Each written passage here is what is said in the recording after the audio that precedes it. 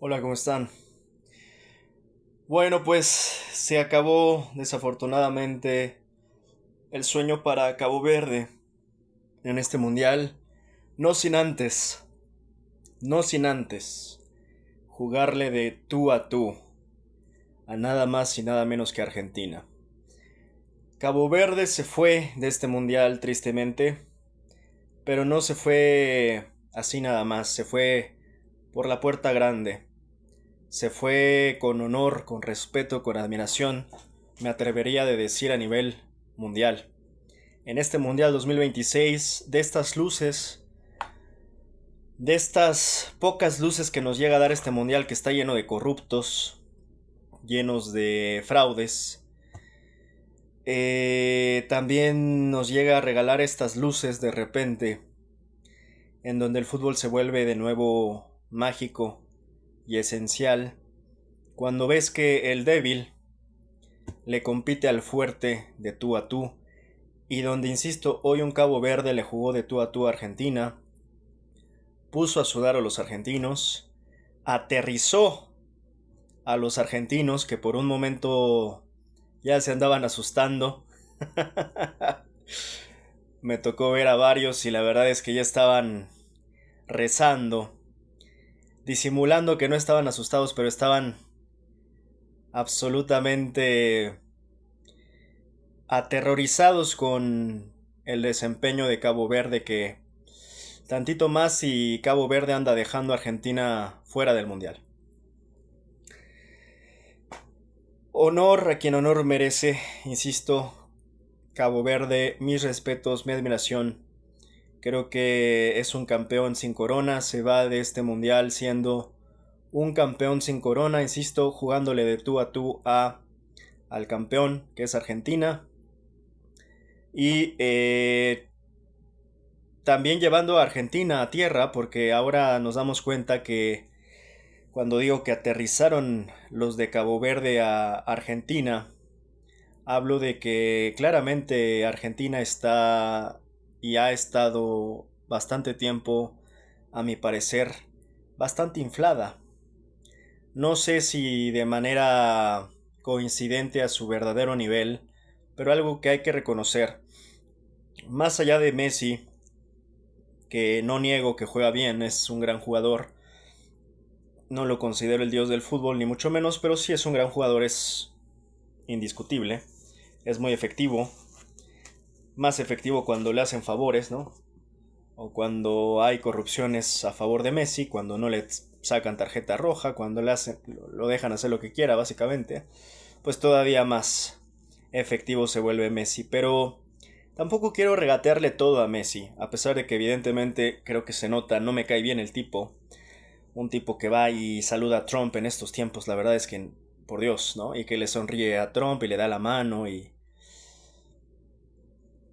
de por sí nunca fue mi favorito Messi, pues ahora menos, ¿no?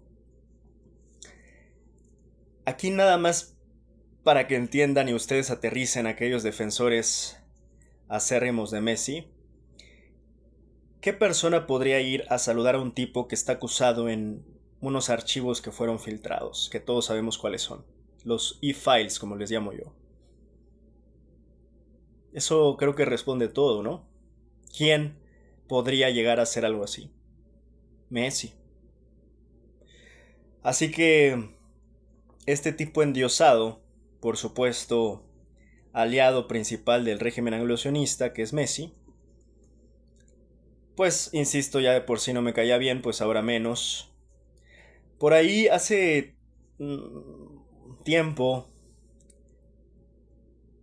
y me parece una observación interesante, se habla de que se ha tratado de impulsar demasiado a Messi desde hace muchos años, en el entendido de un régimen supremacista que evidentemente es racista, todo supremacismo lleva implícito el racismo y el exterminio.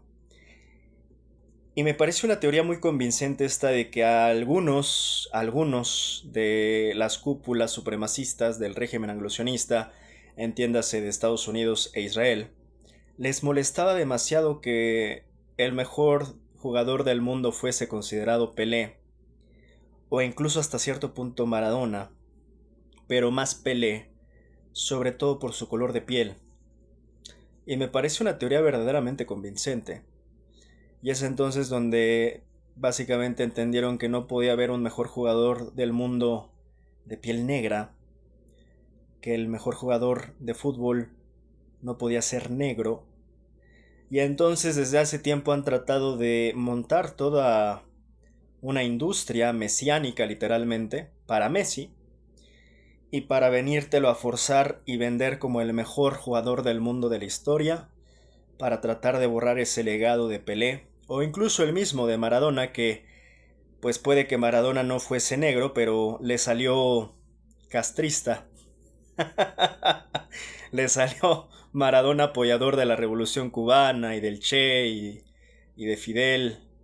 Y pues para el caso no les gustó ninguno de los dos y tuvieron que inventarse uno nuevo, que ahora termina siendo un Lionel Messi que es blanco y que pues se pone al servicio y de rodillas con Donald Trump.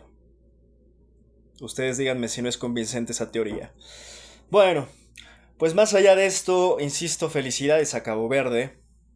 De hecho, yo diría más felicidades a Cabo Verde que a Argentina. Argentina, pónganse las pilas, porque ya vimos que lo suyo puede estar más inflado de lo que se imaginan. Y Cabo Verde, felicidades porque demostraron carácter, agallas, honor, y generaron mucha admiración a nivel mundial, a mi parecer, ¿no? Honor a quien honor merece, insisto, y insisto, Cabo Verde es un campeón sin corona, sinceramente. Por aquí tenía un bonito meme que le hicieron.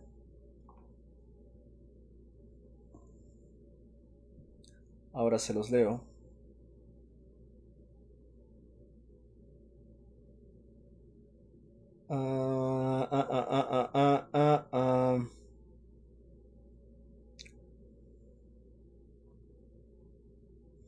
Bueno, este está muy, muy tristecito. Dice, oíste.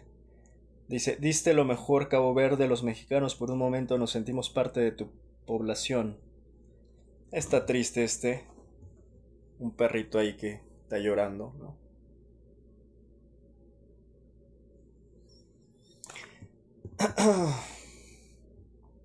Y bueno, está este otro que era el que les quería mostrar. Llegó como un equipo que nadie apostaba, empató con España, tuvo a un portero de primer nivel, nunca perdió pero tampoco ganó, le dio pelea hasta el último minuto al actual campeón del mundo. Sin duda alguna Cabo Verde se va con la frente en alto, será recordado por siempre como un gran equipo. Está muy bonito ese meme que le hicieron. Pues bueno, es así el fútbol, ¿no? Hoy vimos, y creo que sobre todo los que vieron la posibilidad de vencer a Argentina, pues eran los mismos jugadores de Cabo Verde. Creo que ese golazo que le metió, si no mal recuerdo, fue el segundo gol. ¡Qué pedazo de gol! Bueno, yo creo que ni Messi ha realizado ese nivel de goles como el segundo golazo que les metió Cabo Verde a Argentina. ¡Qué pedazo de gol! Insisto, ni Messi ha metido goles de ese nivel, ¿eh? Bueno, Messi más bien ha fallado penales, imagínense. Por eso a eso me refiero. Que incluso este supuesto mejor jugador del mundo falla penales, pues. Y no es la primera vez, por cierto, ¿no? By the way. Así que Argentina está inflado y en este sentido también su mejor jugador, pues está infladísimo. Y además, insisto, apoyándose muchas veces de pues los favoritismos, de ser el consentido, de las corrupciones de las FIFAs, de la FIFA, de las FIFAs, de los FIFAs. Y insisto, con muchas consideraciones, privilegios, corrupciones, pues así quien no es el mejor del mundo, ¿no? En fin. Bueno, pasando a otros temas, y hoy no va a ser tan extenso, promesa. Quiero nada más comentar algo que profundizaré cuando hagamos próximamente después de los análisis que tenemos pendientes. Voy a analizar a profundidad el libro Fabricación de Ricardo Rafael, que tenemos pendiente desde hace buen tiempo, porque en realidad pues esto lo había dejado ahí pendiente desde, yo creo que ya va más de un año, o si no es que hasta, ya no sé, ya perdí la cuenta cuánto tiempo tiene, que pues yo desde hace buen rato les había dicho que íbamos a hablar de Fabricación de Ricardo, el libro de Fabricación de Ricardo. Y creo que es un muy buen momento ahora, precisamente por el tema que vamos a abordar. Lo haré, insisto, pasados los dos análisis pendientes que ya teníamos para no seguirlos aplazando y ir en orden relativamente. Pero sí, en esta ocasión voy a anticipar un poco parte de la conversación de la prensa corporativa que se ha estado dando y que incluye pues esta, ¿cómo le podemos llamar? Rencilla, conflicto que hay entre Ciro Gómez Leiva e Israel Vallarta. Evidentemente no conozco a ninguno de los dos, lo digo al menos en persona, y lo poco que conozco de ellos pues es a través de los medios. En este sentido no puedo poner las manos al fuego por ninguno de los dos, pero a quien más conozco de los dos, precisamente por su exposición mediática, porque pues es precisamente una pieza de la prensa corporativa, pues es a Ciro Gómez Leiva, que en realidad aquí siempre en mis análisis suelo agarrar de mi piñata, ¿no? Básicamente porque, bueno, Ciro Gómez Leiva se ha exhibido a sí mismo desde hace décadas, ¿no? Yo creo que Ciro es de los personajes de la prensa corporativa más documentados, en el sentido de que, en verdad, a lo largo de los años y las décadas nos hemos dado cuenta quién es este tipo. Evidentemente, para quién trabaja, qué intereses defiende, de qué lado realmente está. Y este tipo que hoy, por cierto, este tipo pues ya de una edad avanzada, ya hasta cierto punto senil, hoy sigue teniendo su noticiero donde se vende como el supuesto defensor de las víctimas, termina siendo verdaderamente repugnante. Algo verdaderamente repugnante, ¿no? Ver cómo este tipo, que sabemos quién es, ¿no? O sea, tal vez al único que le da Alzheimer es a él.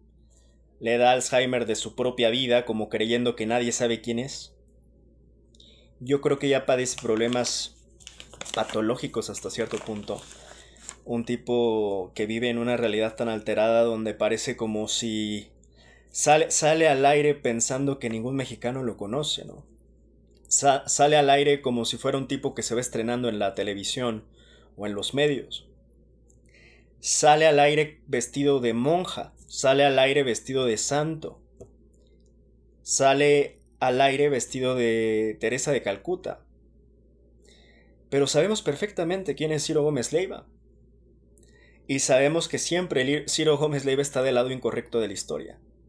Y es algo que vengo diciendo prácticamente cada que hablo de medios, de corrupción en los medios, en la prensa corporativa y demás. Siempre sale a colación, así como el nombre de Loret de Mola, el montajero, pues el nombre de Ciro Gómez Leiva. Así que sabemos perfectamente quién es Ciro Gómez Leiva, insisto, por su quehacer profesional, entre comillas, que insisto, yo creo que ya hay que dejar de considerar estos tipos como verdaderos profesionales cuando, dentro de su supuesto profesionalismo, nunca han tenido un mínimo de ética profesional. Tú no puedes considerar a un profesional como profesional si no tiene un mínimo de ética profesional. Ciro Gómez Leiva ni siquiera sabría si sería correcto llamarle periodista, por cierto. Un tipo, insisto, que está sentado en una silla en un estudio de color azul en este momento, pero de otros colores en otros momentos.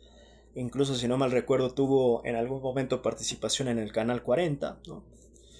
En Televisa, si no mal recuerdo también. Entonces, pensar que un tipo que ocupa sillas y calienta sillas y está en un estudio bastante, eh, pues vamos a decir con bastante lujo, estudios de lujo, apadrinados siempre por el poder que está detrás de esos estudios, el poder político, el poder económico, particularmente de otros sexenios prianistas, o sea, se del PRI, o sea, se del PAN, amiguísimo, por cierto, de Manlio Fabio Beltrones, entre otros, con los cuales, si no es que es amigo, seguramente ha de estar coludidísimo. ¿Y por qué digo esto? ¿Y por qué digo que, por ejemplo, Ciro siempre está del lado incorrecto de la historia y lo digo muy a menudo? Porque por supuesto que causa sospecha, causa suspicacia, que Ciro termine siempre defendiendo cuando él se supone que habla de víctimas, las víctimas a las que se refiere son sus socios, sus amigos, sus compadres. Cuando habla de que se pone del lado de las víctimas es curioso porque termina defendiendo a Genaro García Luna, que él me imagino considera una pobrecita víctima. Se termina poniendo del lado de Isabel Miranda de Wallace, que seguramente él también considera una pobrecita víctima, ¿no? Tan pobrecita y desamparada ella, que todavía no sabemos si verdaderamente se fue o nomás andaba de parranda, ¿no? El fantasma de la señora Wallace. Creo que da hasta para una novela tipo Agatha Christie, ¿no? El fantasma de la señora Wallace. Yo creo que sí da para una novela, ¿no? O se termina poniendo en contra de Israel Vallarta en este caso, particularmente hablando ahora. O se termina poniendo a favor de María Corina Machado. En fin, siempre Ciro del lado incorrecto, creo yo, de la historia, ¿no? Por eso Ciro por momentos a mí me parece una brújula moral inversa. ¿A qué me refiero? Con que no es la brújula que hay que seguir, es la brújula que no hay que seguir. Ciro es una brújula antimoral. Es una brújula de la falta de principios. Ciro Gómez Leiva es una brújula de la falta de ética, de la falta de profesionalismo. Un tipo que, insisto, ni siquiera sabría decir si es verdaderamente un periodista cuando uno tendría que preguntarse primeramente, ¿qué te hace periodista? ¿Qué es el periodismo? Y Ciro es todo menos periodista. Y Ciro hace todo menos periodismo. Y todavía el tipo que es un mercenario sin vergüenzas, porque es lo único que es, no tiene vergüenza de nada. El tipo es un mercenario sin vergüenza. Un mercenario de la prensa corporativa como, bueno, la gran mayoría. Está él, está Loret de Mola, está De la Micha. En fin, la lista es interminable. Mercenarios de la prensa corporativa que trabajan para intereses particulares desde hace décadas. Sus carreras están fundadas en ese tráfico de influencias de todos estos descarados que se venden como periodistas, pero en realidad son pseudo periodistas. Así que, en este sentido, no le puedo llamar periodista a Ciro Gómez Leiva cuando para mi gusto no es más que, insisto, un mercenario sin vergüenza de la prensa corporativa. Un tipo que ha hecho su carrera a partir de estar ligado y vinculado al poder político y al poder económico. Pero que no se confunda él y que no te confunda. El tipo nunca ha estado del lado de la sociedad mexicana y nunca ha estado, por supuesto, del lado de las víctimas. Más que de las víctimas antes mencionadas, que imagínate si esas son las que considera víctimas. Pero ¿cuándo escuchaste a un Ciro Gómez Leiva poniéndose del lado de, por ejemplo, las víctimas de la guardería ABC o de los mismos estudiantes del caso de los 43 de Ayotzinapa? Nunca Ciro se posicionó, nunca Ciro dio espacio ni voz a las víctimas. Nunca Ciro hizo reportajes ni periodismo para favorecer la visión y la versión de las víctimas. Ciro es un oportunista descarado, desalmado y doble cara. Es un hipócrita, un pseudo periodista hipócrita, un mercenario sinvergüenza de la prensa corporativa, como lo estoy diciendo, y recalcando, es lo único que es este tipo. Y es asquerosamente repugnante que este tipo, hoy, simplemente porque tiene seguramente algún conflicto de interés en el caso de Israel Vallarta, ahora resulta, ¿no? En su patética entrevista donde lo fueron a humillar a su estudio, tanto Israel como su esposa, y que le tiraron unos billetazos como si fuera una teibolera a Ciro Gómez Leiva, hasta mucho no se lo pusieron en la tanga, ¿no? Porque Ciro Gómez Leiva es eso, un centavero, tal cual como lo han apodado ya en muchas ocasiones. Es un teibolero, no es un periodista, es un teibolero de la prensa corporativa que conforme le pagan, baila. Es el perro que baila. Es básicamente ese del dicho que con el dinero baila el perro. Bueno, ese perro es Ciro Gómez Leiva. La perra de la prensa corporativa, así como la perra de Trump, de Salinas Pliego, insisto, esa es la fauna nociva de la cual está llena la prensa corporativa, de este tipo de tipejos, desde un Salinas Pliego hasta un Ciro Gómez Leiva, hasta un Loret de Mola. Esa es la fauna nociva de la prensa corporativa. Y lo que lamento más es que haya mexicanos, porque sí hay una cierta cantidad de mexicanos que los consuman, que consuman este tipo de contenidos. Mexicanos que por supuesto están más cerca de Latinus o de Atypical o de TV Azteca que de abrir y leer un libro. Y eso es preocupante, insisto, eres lo que consumes, y no solo en temas de alimentos, también de contenidos. Ten cuidado, insisto, ¿no? El camino que te llevan estos tipos, pues es al camino de la ignorancia, de la estupidez y del fanatismo. Eso es. Así que Ciro es un centavero de la prensa corporativa, es una teibolera de la prensa corporativa que se mueve y baila según le paguen y le hayan pagado durante todas estas décadas. Por eso creo que el sustantivo y adjetivo que mejor califica a este sujeto es pseudoperiodista, pero además mercenario. Y digo que es un sinvergüenza porque es sorprendente el cinismo de este tipo. O sea, yo diría es casi patológico. Imagínate la ambición de este tipo como para estar dispuesto a, con tal de que le lleguen al precio, ser capaz de vender su dignidad en absoluto, por completo. Este tipo ni siquiera sé si le estén pagando lo que vale la dignidad, porque para mi gusto, pues la dignidad, en mi caso, desde mi punto de vista, de manera personal, la dignidad no tiene precio, por eso no se vende. Pero hay quien sí le pone precio a su dignidad y en este caso, pues este caso lo ejemplifica perfecto. Ciro Gómez Leiva, pues sí le llegan al precio de vender su dignidad. O lo poco que le quedaba de dignidad, pues ya no le queda nada al día de hoy a este tipo. Que verdaderamente, qué manera de retirarse, yo creo que nunca había visto ni siquiera en la prensa corporativa. Alguien ya de la edad de Ciro Gómez Leiva, incluso si nos remontamos, por ejemplo, a Saludowski.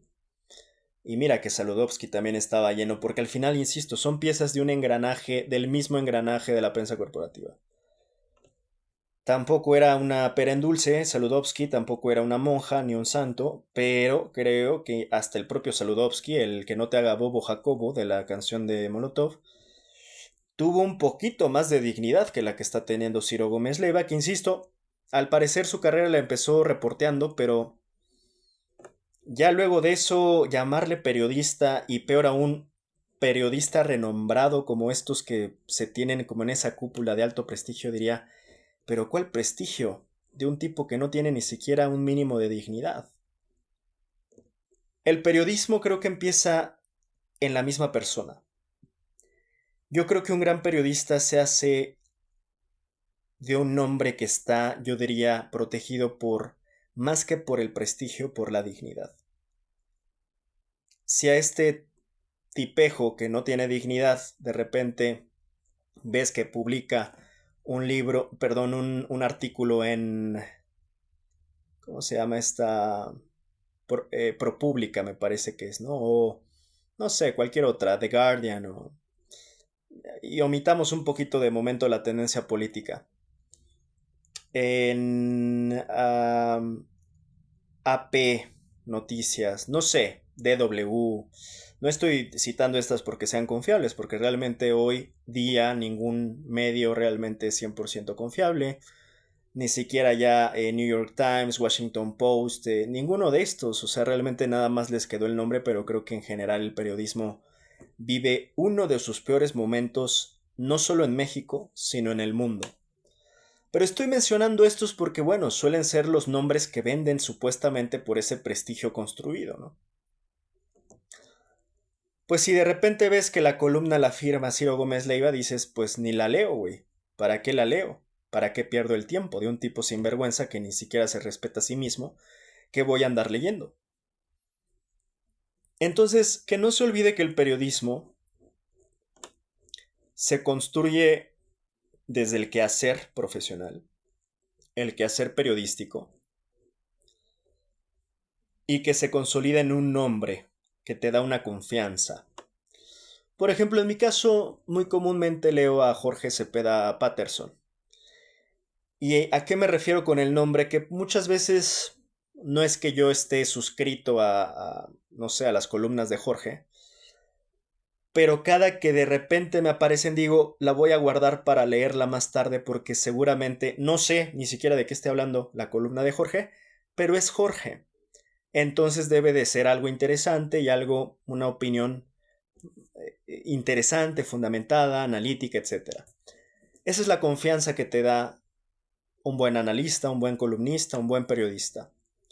Ahora, aprovechando que digo que de por sí el periodismo está en decadencia, no solo en México, sino en el mundo, digo algo que en general reitero muchas veces, ¿no? El periodismo, este periodismo llamado periodismo de investigación, siempre he comentado que me parece un pleonasmo o un mal uso, al menos, que se tenga que detallar que el periodismo es, es de investigación o es periodismo a secas, ¿no?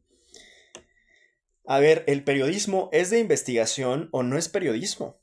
Porque entonces ya estamos hablando de otra cosa que no es periodismo. Y ese ha sido el problema durante muchas décadas, que te han vendido un periodismo mal entendido, un periodismo mal hecho, como este que se supone que hacen personajes como Joaquín López Dóriga, Ciro Gómez Leiva, Adela Micha, y que muy en su arrogancia o Dunning-Kruger sistemático, hasta ellos mismos se ponen periodistas, ¿no? En sus presentaciones.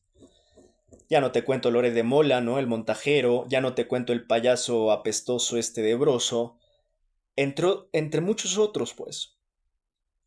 Entonces, no llamemos periodistas a quienes nunca han sido periodistas, por favor, y peor aún estos que yo creo que todavía no superan el trauma de haber salido de Televisa y haber dejado de ser relevantes, ¿no? Tampoco creo que superen el trauma de la misma edad, tampoco supongo que hayan superado el trauma de el relevo generacional, no creo que hayan superado el trauma de haber caído desde donde Televisa los había puesto, como en un altar, y haber pues azotado contra el piso, al darse cuenta que tanto las nuevas generaciones como los nuevos tiempos pues simplemente los ignoran en absoluto, ¿no? No son relevantes, no influyen en prácticamente nada. Que otros influencers probablemente de la noche a la mañana se volvieron virales o con mucho mayor alcance que ellos mismos que se supone llevaban esas carreras ficticias, por supuesto, pero que habían sido apoyadas por grandes capitales políticos y económicos, ¿no? Me imagino que debe de ser complicado para ellos, más en el entendido de sus grotescos egos, obscenos egos, tener que lidiar con el golpe de realidad que, insisto, convirtió en todos estos pseudoperiodistas, pues figuras absolutamente irrelevantes. Pseudoperiodistas que en algún momento habían sido encumbrados a la fuerza como esto que le llamaron un concepto verdaderamente nefasto. Los líderes de opinión. Claro que eran los líderes de opinión en los sexenios prianistas, porque no olvidemos esto que le llaman, recibían el famoso chayote. A mí no me gusta llamarle chayote a lo que es corrupción pura, a lo que es tráfico de influencias, a lo que es compadrazgo, a lo que es cualquier forma de corrupción, porque me parece que chayote es un eufemismo para esconder lo que verdaderamente recibían estos mercenarios, que en todo caso, más que chayoteros, me parece que es en todo caso un tanto más preciso y menos eufemístico, pues llamarles como lo que son, de manera precisa, mercenarios de la información. Y ni siquiera uno está siendo insultante, está siendo descriptivo.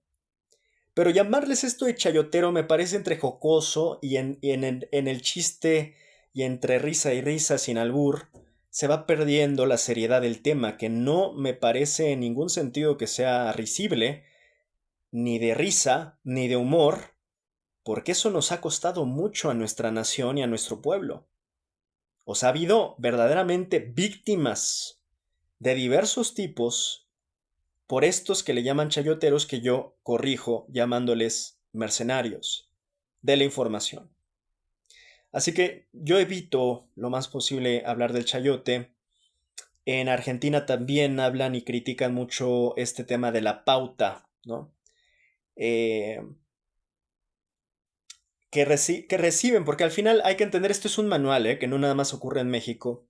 Cada país tiene que enfrentarse a esta prensa corporativa, que por cierto no olvidemos también, ampliando un poco el foco y la toma, haciendo una toma panorámica, que esto también tiene pues un esquema implantado y en operación plena, el régimen anglosionista, que insisto, al final el sionismo, ¿no? Eh, controla los medios globales en gran medida. Entonces, el anglosionismo controla los medios globales. La gran mayoría de la prensa corporativa termina siendo prácticamente los mismos dueños, sin importar el país en el que estés. Y eso todavía pues agrava, ¿no? Pues evidentemente la calidad de información que recibes y evidentemente te termina de revelar que siempre has estado manipulado, perdón, por estos medios que defienden intereses muy específicos de las grandes corporaciones, de ciertos países como Estados Unidos e Israel, de cierta clase política, de cierta clase empresarial, etcétera, ¿no? Entonces, entre más profundo vayas, pues de más te enteras, evidentemente, y más entiendes cómo está conformado todo este engranaje que no es menor. Yo diría es uno de los poderes, no sé ya ni siquiera si fácticos, pero uno de los grandes, grandes, grandes poderes. Yo creo que sí lo pondría paralelo a la política y a la economía y demás, pues es el poder de los medios. O sea, y eso ha estado estudiado desde la Segunda Guerra Mundial por Goebbels hasta ahora que se ha perfeccionado y sofisticado el uso de los medios masivos, además a través de la digitalización, de la masificación, de la viralización, de la infodemia, del uso de las fake news, del uso de la posverdad. Híjole, esto se ha vuelto verdaderamente un manicomio de la pseudoinformación que únicamente sirve para adoctrinarte, fanatizarte, idiotizarte, menos para informarte. O sea, sirve para todo lo demás menos para lo que se supone que es. Y ya no importa de dónde leas las noticias, realmente vas a estar desinformado. Ese es el punto. Y ya si le sumamos lo que viene con inteligencia artificial, donde evidentemente la gente, si ya de por sí no sabía discernir o diferenciar lo que es mentira de lo que es verdad, pues ahora menos con inteligencia artificial. Más lo que viene, ¿no? Realidad virtual y cosas peores, dice la Biblia, ¿no? Los jinetes del apocalipsis, nada más y nada menos. Así que hay que entender que hay una crisis hoy más que nunca de la forma en que nos están bombardeando de diversas maneras, manipulando de diversas maneras. Ya ni siquiera a veces se requiere que sea un mercenario de la información como Ciro Gómez Leiva, pues ya tienen a su alcance el uso de bots, por ejemplo, ¿no? Cuando te estás peleando en redes sociales, pues ya no siquiera es otra persona, ya no es una pelea persona a persona, te estás peleando muchas veces con bots que están programados, que están financiados, que están siendo utilizados por campañas políticas, partidos políticos, ¿no? Para ciertos fines perversos. Entonces, todo este ambiente que ya de por sí venía en decadencia se ha terminado de, yo diría ya de destruir a sí mismo. Es el clavo del ataúd. Son los tiempos orwellianos y huxleyanos que son los que precisamente vamos a analizar ahora sí ya en los siguientes, siguiente análisis prácticamente. Y por eso quería hacer este pequeño preámbulo tocando un ejemplo clásico mexicano que es el caso de Ciro Gómez Leiva. Más, insisto, ahora aprovechando este pues escándalo que está habiendo entre el caso de Ciro Gómez con Israel Vallarta. Entonces, ¿cuál es la conclusión con Ciro? Eh, y no hablo de más porque pues evito siempre hablar de más o hablar de lo que no me consta o hablar de lo que no tengo evidencia. Yo estoy hablando simple y llanamente pues como un ciudadano mexicano que ha visto el quehacer pseudo profesional de este mercenario de la información y que claramente ha sido acusado por otras muchas personas de otras muchas cosas. Y ya pues les tocará a personas como el propio Israel Vallarta pues tener que demostrar la culpabilidad de Ciro, que pues tampoco es que yo dude demasiado que seguramente la tenga. A mí no me cuadra que sea siempre, curiosamente, defensor de Genaro García Luna, defensor de Isabel Miranda de Wallace. Eso simplemente, el hecho habla por sí mismo. A ver, si tú no defiendes a las víctimas realmente, si Ciro nunca se va a aparecer en... ¿Ustedes creen en verdad si el tipo andaba en España huyendo de no sé qué o con miedo de no sé qué? Porque ese es otro tema, ¿no? ¿Cómo habrá estado el tema de su atentado? Pues solamente lo sabe. Pero él ya andaba casi a primeras por momentos insinuando que era el gobierno mexicano. Bueno, pues es que ya el tipo ha de tener tantos problemas con tantas personas de diversos sectores y grupos que me parece una salida de lo más absurda y de lo más fácil tirarle la piedra al gobierno mexicano cuando Ciro Gómez Leiva decía que el gobierno, o insinuaba, hasta el propio Epigmenio en alguna ocasión, el propio Epigmenio Ibarra le dijo: Ciro, no te excedas, ¿no? Cuando andaba ya como insinuando que era el gobierno mexicano el causante de su atentado. Entonces es un tipo que por momentos está acostumbrado a hablar por hablar, opinar por opinar, y hablar sin fundamento de las cosas hasta las que él está implicado. Cuando uno hace cuentas y se da justamente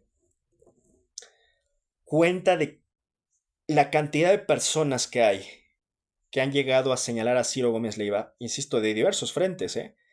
O sea, aquí que no sea lo primero que se piensa la criminalidad, que es hacia como por donde se quiere llevar generalmente. Hasta el propio activismo, hasta de las propias víctimas que se supone él se dice el gran defensor. Hay víctimas que señalan a Ciro Gómez Leiva. Israel es una de ellas, en este sentido, que consideran a Ciro que es un tipo que simplemente los revictimiza. Porque no olvidemos los montajes, además, y porque parece ser que Ciro Gómez Leiva y Loret de Mola pues son como un y mugre, ¿no? En una mancuerna donde ellos saben perfectamente cómo operaban ese tipo de montajes en esos sexenios. Sexenios muy oscuros en ese sentido, por cierto, ¿no? Por eso todo el caso de Miranda de Wallace y todos estos casos de montajes durante el tiempo de Genaro García Luna, en el sexenio de Calderón, pues están absolutamente relacionados. Por eso uno se puede explicar por qué Ciro Gómez Leiva, pues por momentos parece ser tan apoyador de Genaro García Luna o del propio Calderón, ¿no? O sea, al final no hay que buscarle mucho. Claro que todo esto se tiene que esclarecer con pruebas, con evidencias entre acusados y acusadores, y por eso pues es que eso ya le toca a cada uno de ellos, tanto acusar como defenderse, pero insisto, en lo que se alcanza a ver a nivel público, en la esfera pública, en lo que ellos mismos exhiben, pues insisto, creo que no hace falta demasiado para darse cuenta que Ciro Gómez Leiva pues no está muy bien parado, que digamos, y que su reputación, que como diría Arjona son las primeras letras de esa palabra, pues está muy jodida, ¿no? Vamos a decirlo claro. Es una mala reputación.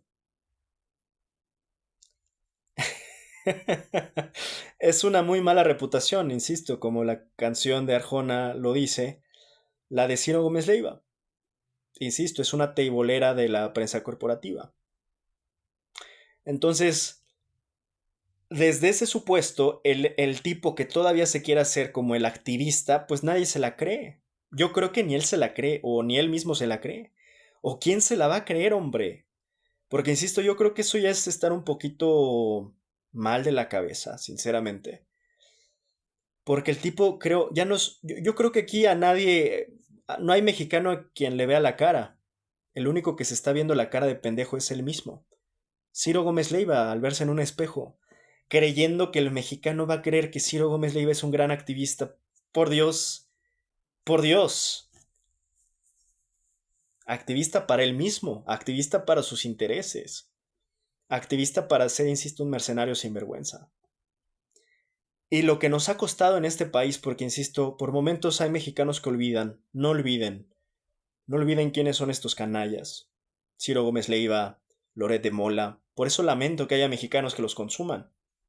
En el afán de que están tan obsesionados con Morena, yo incluso, y lo he dicho muchas veces, se podría cuestionar a Morena desde puntos y posturas más sensatas, más ecuánimes, más pensadas, más analíticas, más sensatas.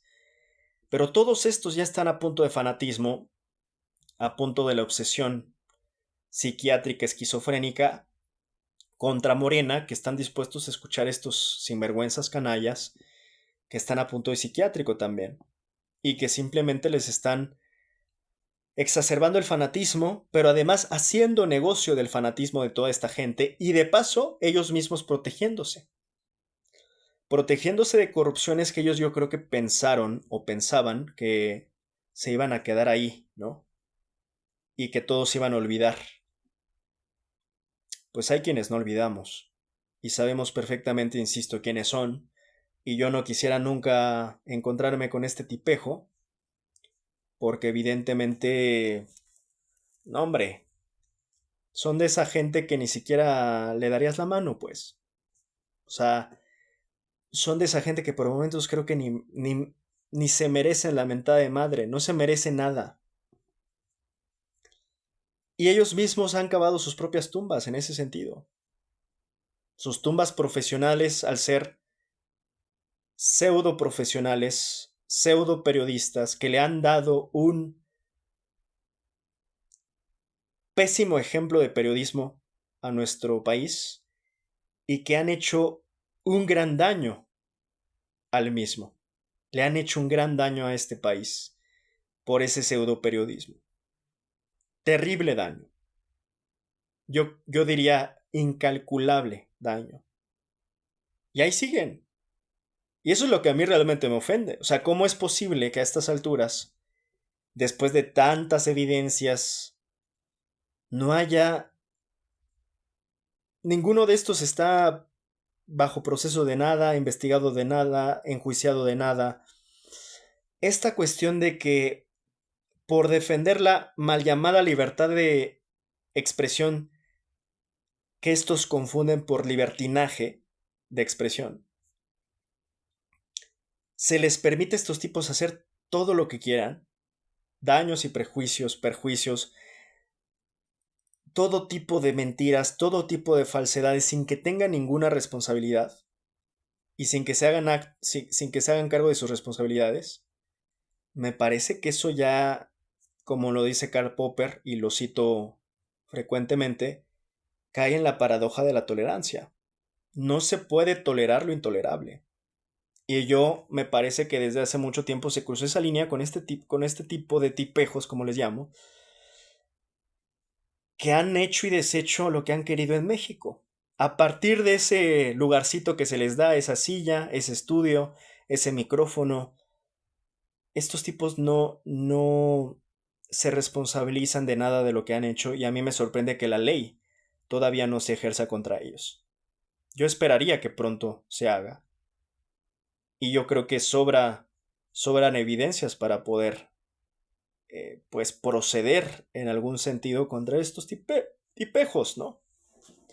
Muchos de estos participantes o coludidos con los montajes en sexenios previos, con la fabricación de delitos, con la fabricación de culpables, solo que se hacen hoy los desentendidos, y como Ciro lo sabe, pues muy convenientemente pues se pone a acusar de todo al gobierno de Morena, se pone del lado de María Corina Machado, se pone en ese plan de que vivimos en una dictadura, se pone a discriminar. Ahora que veía la entrevista donde lo fueron a humillar a Ciro Gómez Leiva a su estudio, denostando, yo diría ya de manera grotesca y grosera verdaderamente, a esos que él llama jueces del acordeón, que te apuesto que incluso un juez del acordeón está mejor preparado que Ciro Gómez Leiva.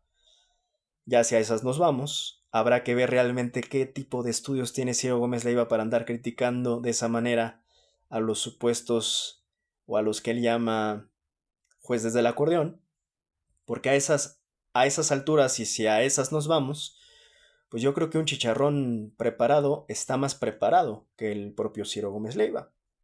Pero en su arrogancia, en esa tremenda y grotesca ignorancia de su arrogancia y arrogancia de su ignorancia, pues Ciro Gómez Leiva se pone a denostar a gente que al menos pues tiene la carrera de derecho. Insisto, habrá que ver qué estudió y dónde estudió Ciro Gómez Leiva como para ver si el tipo está en condiciones que en realidad nadie tendría que estar denostando a nadie, pero menos él, ¿no? Menos él, y no creo que esté en condiciones, mucho menos él que nadie, de estar denostando a gente que, insisto, muy probablemente está mucho mejor preparada de lo que él estaría en toda su vida. Así que es muy desagradable ver este tipo que primero se ve que claramente lo de Israel Vallarta se lo tomó personal. Habrá que ver, porque esa creo que es la verdadera pregunta. ¿Por qué le interesa tanto el caso a Ciro Gómez Leiva de Israel Vallarta? Esa es la verdadera pregunta. Porque si es hasta estúpido Ciro Gómez Leiva, eso no es sorpresa para nadie, ¿no? No solo es mercenario, sino es un gran estúpido. Sí, ya, o sea, es curioso porque habrá quien diga que el dicho es que no tiene un pelo de tonto. Bueno, pues en el caso de Ciro no aplica, ¿no? Su peinado de queso Oaxaca, donde ya verdaderamente vemos que ya no le queda prácticamente ni un solo pelo, pues no es que no le quede un pelo de tonto. En su caso no aplica. Es un gran estúpido en realidad, porque creo que solamente su actitud y su comportamiento lo terminan delatando. Si hubiésemos visto al menos un tipo que simulaba o intentaba durante una cierta parte de su carrera ponerse realmente del lado de las víctimas y estar yendo con ellas, nunca vimos a un Ciro de ese tipo. Yo les invitaría a que pues compartan, ¿no?, el historial de Ciro Gómez Leiva como activista social, supuestamente él apoyando a las víctimas. Yo les puedo decir que ese historial está en ceros, está vacío, pues ¿de dónde se lo van a sacar o inventar? Es que el tipo muy cómodamente y consentidamente llega a su estudio, habla en su micrófono y se va. Y se va a España si quiere, si no regresa. El tipo es de lo más grotesco que puede llegar a tener la prensa corporativa. Un tipo con autos blindados.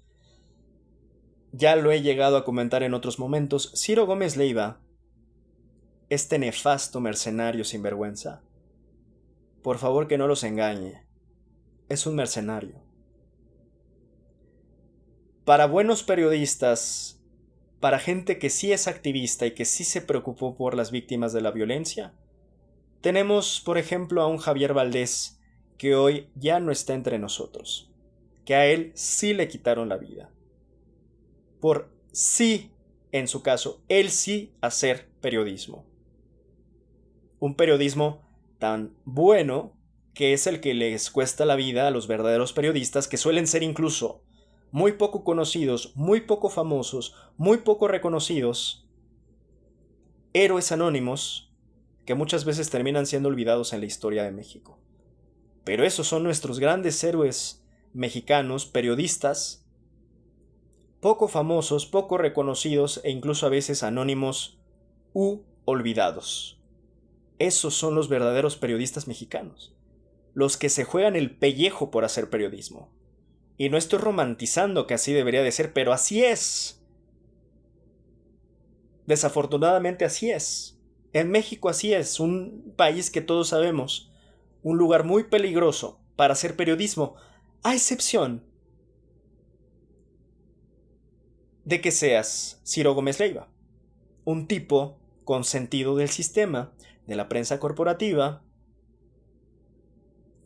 que hace periodismo desde la comunidad de su silla, un periodismo, por supuesto que no es periodismo, un periodismo mal entendido, un periodismo que termina siendo casi el ventaneando de las noticias, pensando que los chismes y diretes son periodismo, que las opiniones y las editorializaciones de este tipejo de escasos límites intelectuales y morales se le puede llamar periodismo. Eso no es periodismo y eso no es un periodista. Este tipo que llega muy cómodamente a su estudio,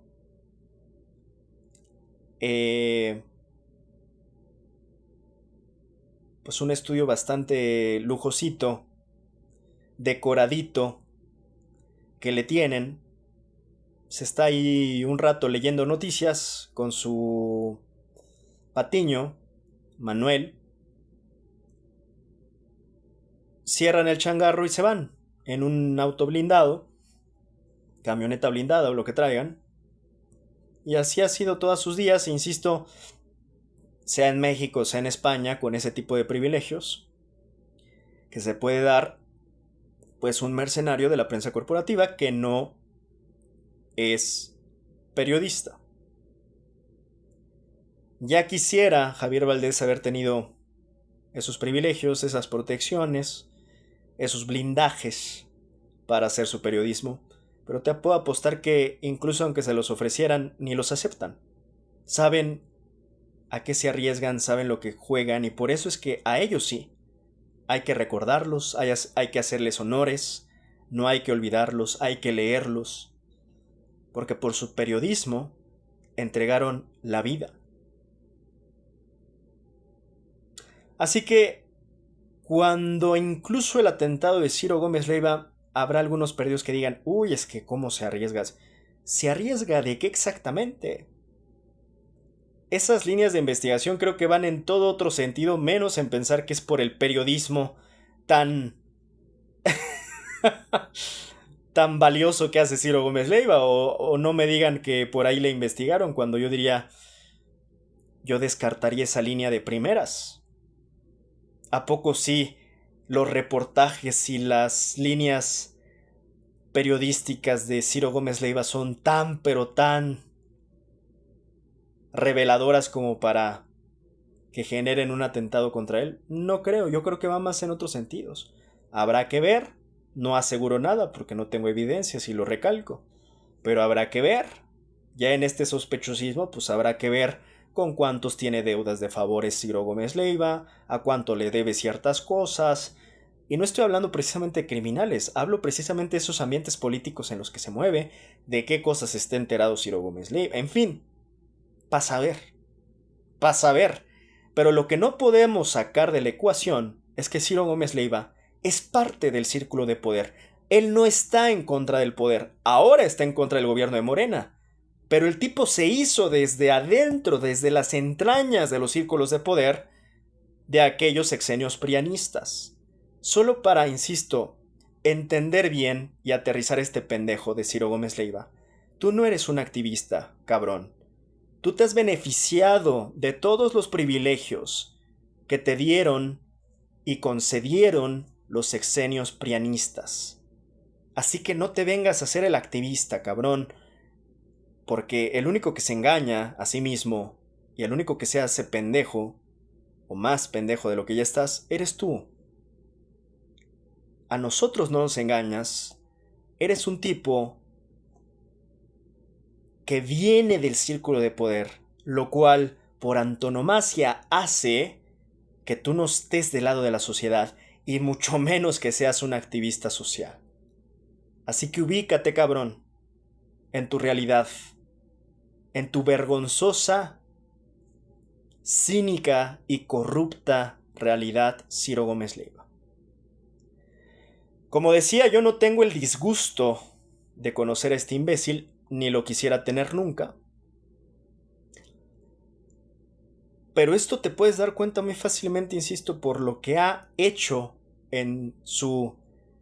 Híjole, es que ¿cómo le llamamos? En su carrera de pseudoperiodismo, le podemos llamar. Y eso es, básicamente. Por eso ahora que lo vi con Israel Vallarta muy valentonado, muy... No sé de dónde saca tanto valor o tanto cinismo, mejor dicho, Ciro Gómez Leiva. O sea, ¿de dónde saca tanto cinismo? Yo no sé cómo todavía da la cara. O sea, el tipo todavía le queda algo de cara y por eso digo que es un sinvergüenza. Con todo lo que ha hecho el tipo, lo primero que tendría que hacer es esconderse. Pero así son los cínicos. Los cínicos salen y te dicen, yo no me arrepiento de nada de lo que he hecho. Y por eso ahora entiendo por qué se lleva tan bien con Calderón, ¿no? Pues si son tal para cual, son uña y mugre, son gemelos. De hecho, ya si los pones así, como cerquita, en una de esas son primos hermanos, Ciro Gómez Leiva y Felipe Calderón. Creo que tienen hasta el mismo peinado, o la misma calvicie, como lo quieras ver. El mismo peinado de queso Oaxaca. Pero sobre todo en lo que más se parecen es en su nivel de cinismo. Tipos que ahora se venden como los santos, los perseguidos políticos, los pobrecitos, las víctimas. Pero además ahora unos ya se quieren como que volver a candidatear, como el propio Felipe Calderón.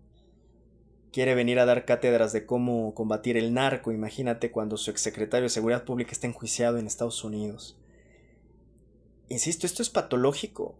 Yo sí le invitaría a un profesional de la salud, yo no soy psicólogo ni psiquiatra, pero les invitaría a estudiar estos perfiles. Creo que son caso de estudio muy puntual. El nivel de desvergonzamiento de estos tipos, de cinismo grotesco, obsceno de estos tipos, es verdaderamente brutal, es obsceno. Y bueno, por otro lado, pues un Ciro que lo mismo, ¿no? Un cínico que pues es lo que es, y lo acabo de explicar. Ahora, por otro lado, Israel Vallarta, no me voy a extender demasiado porque, insisto, realmente no... más allá de lo que vamos a estar comentando en el libro de fabricación de Ricardo,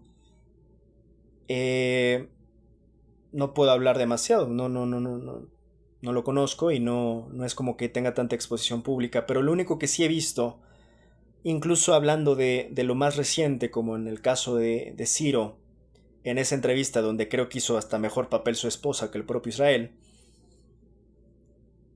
Y ahora, recientemente vi una entrevista que le hizo este canal de Datos Duro, no me acuerdo cómo se llama, Datos Duros.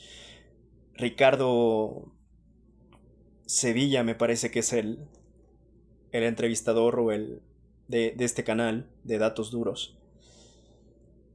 La verdad me parece, no sé si Israel, y no me atrevería en ningún momento a juzgarlo porque eso es parte de lo que hay que evitar precisamente de revictimizar a las víctimas, pero sí, dada su exposición que ya termina siendo pública y dado que en ese sentido ya lo que está haciendo Israel pues termina cayendo en el ámbito público.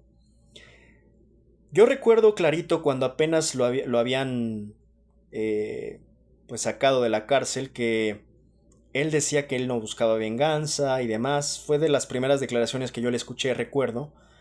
Y justamente yo criticaba esa postura. Decía, pues, hombre, sabes tantas cosas que lo tuyo ya ni siquiera por momentos creo que sea algo solamente personal. O sea, yo creo que al final tiene también una cierta responsabilidad social para los mexicanos mismos, ¿no? Que sería, obviamente él puede decidir qué hacer y qué no hacer con su vida, pero sería eh, deseable, vamos a llamarlo así, que él, conociendo todo el caso desde adentro y todo lo que pasó, ¿no? Tanto al interior como al exterior, pues lo compartiera, lo divulgara. Pasó el tiempo y bueno, apenas me doy cuenta que hace unos días o semanas, si acaso, pasó este derecho de réplica que Ciro Gómez Leiva le dio al propio Israel Vallarta en su programa de Grupo Fórmula, que ni siquiera me voy a molestar en poner aquí, ustedes lo pueden buscar, ahí está en YouTube. Eh, Se ve que Ciro le tiene una... Yo sí considero que es evidentemente personal para Ciro, porque eso sí lo he llegado a ver varias veces. Durante muchas ocasiones en los programas de Ciro, él mismo se refería a Israel como un secuestrador, ya habiendo sido de alguna manera juzgado. Y por eso ahora en esta entrevista se entró de manera muy grotesca por parte de Ciro diciendo que quienes lo habían juzgado pues eran los jueces del acordeón. De una manera donde, insisto, yo creo que ya ni siquiera va contra Israel. El propio Ciro, yo creo que en su senectud, ya ni siquiera se alcanza a dar cuenta que el que se ve mal, verdaderamente se ve muy mal, es él. O sea, él tratando de hacer quedar mal y haciendo, tratando de hacer ver mal a Israel Vallarta, el que se termina exhibiendo por completo es Ciro Gómez Leiva. El tipo está mal, claramente, el tipo quedó mal.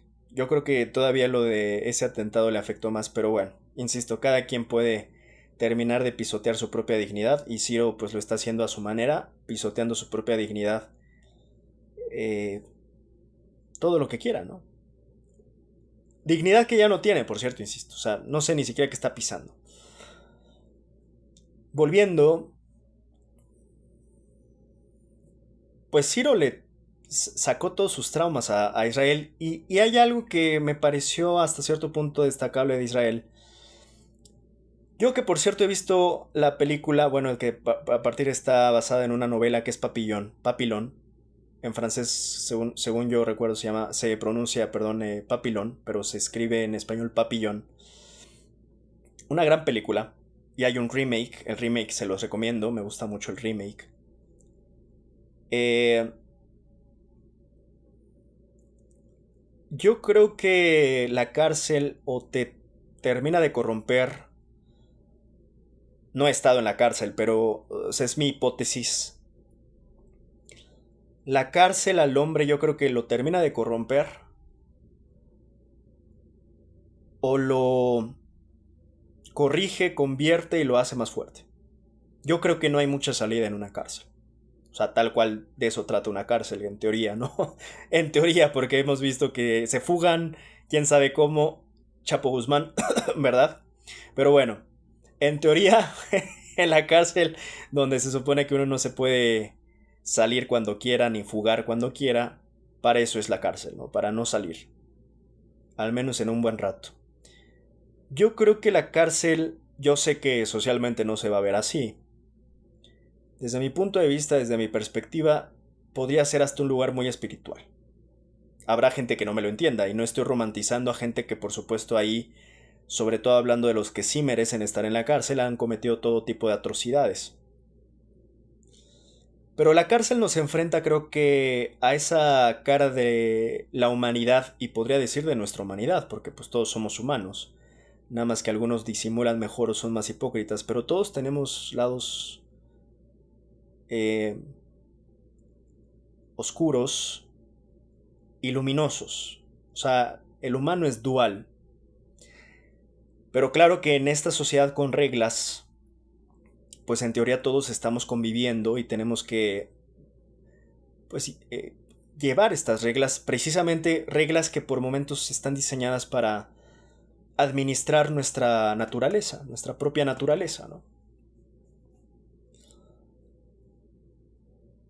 Creo que eventualmente como uno crece y madura se va dando cuenta donde realmente, más allá de las reglas sociales, uno se va dando cuenta realmente dónde está la línea del bien y el mal. Eso te lleva tiempo, a mi parecer, te lleva madurez, te lleva conciencia. Pongo ejemplos concretos. Cuando ves que un tipo está golpeando a alguien inferior, más débil, más pequeño, se hace un niño, se hace un anciano, se hace un animal, indefensos todos, aquí yo les preguntaría a ustedes, ¿necesitan leer una constitución, un reglamento, una ley para saber dónde está el bien y el mal y dónde está lo correcto de lo incorrecto? Y además, ¿qué es lo que hay que hacer? Parte, creo, de nuestra naturaleza nos dicta dónde está el bien y el mal. Por momentos creo que se ha estigmatizado nuestra propia naturaleza humana. Pero la naturaleza humana, si la sabes escuchar por momentos, incluso creo que es hasta más justa que las reglas, reglamentos, leyes y constituciones inventadas para favorecer a unos y para desfavorecer a otros. Recuerden que no toda regla es justa, en ese sentido que no toda ley es justa. Y es ahí donde te das cuenta de las grandes fallas del sistema, legal, global, cuando entiendes realmente para quién y por quién fue diseñado el sistema de leyes en el mundo, para conservar los privilegios de los poderosos y para chingarse y joderse a los más pobres, a los más indefensos. Cuando te das cuenta cómo está administrada las cárceles y cómo es un gran negocio el tema de las cárceles, de nuevo, y muy rentable. Cuando te das cuenta de la cantidad de presuntos culpables, de personas sin sentencias, de inocentes encarcelados y de culpables libres, te das cuenta de nuevo de las fallas terribles del sistema. Cuando te das cuenta de la fabricación de culpables, que se les sembraron evidencias y que los meten con tal de cumplir cuotas, te das cuenta de las fallas del sistema. De un sistema que se vende como el que imparte justicia, pero en realidad es el que más bien está reproduciendo todo tipo de injusticias. Cuando te das cuenta que primero meten a la cárcel a un hambriento pobre que se roba una manzana o un pollo rostizado, pero que el que asesinó, violó, amenazó, y ya no te cuento de los genocidas hoy, que son mandatarios, por ejemplo, de Israel, cometiendo un genocidio contra un pueblo palestino, ahí andan como si nada. Ni el derecho internacional, ni la Corte Penal Internacional los toca. Son intocables. Pero el que se robó un pollo para comer o para que comiera su familia ya está encarcelado, y no sé con cuántos años. Entonces aquí mi pregunta, ¿las leyes son justas? ¿La aplicación de las leyes son justas? ¿Es justa?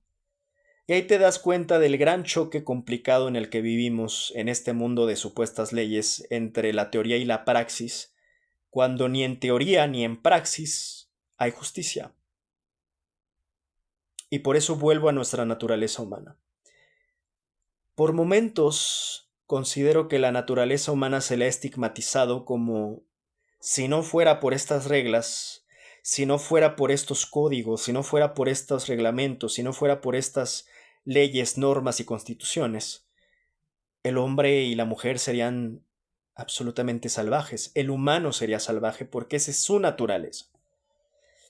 Yo no estoy tan seguro de ello. Yo creo que incluso históricamente nos hemos dado cuenta que, pues realmente estas formas de derecho internacional son relativamente nuevas. Este derecho romano que se ha aplicado desde entonces y demás. No estoy diciendo que todo esté mal tampoco, porque creo que hay cosas interesantes, pero tampoco soy de los que piensa que es la única forma. Cuando ves que hay otras civilizaciones, otras culturas, que tenían otras maneras de convivir, otras normas en comunidad que de alguna manera aseguraban el orden, que es lo que generalmente pretende estos sistemas legales en el mundo actuales, de este sistema, vamos a decir, legal, de esta modernidad, de la modernidad, te das cuenta que no, insisto, no es la única manera en que se pueden hacer las cosas. Al final lo que pretenden es mantener el orden. Por eso hay hasta un programa y una serie que se llama La Ley y el Orden, ¿no? Law and Order.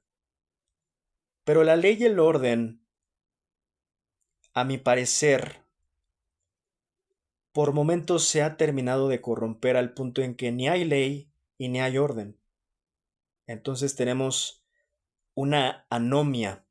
Les invito a que investiguen qué, por definición, es la anomia.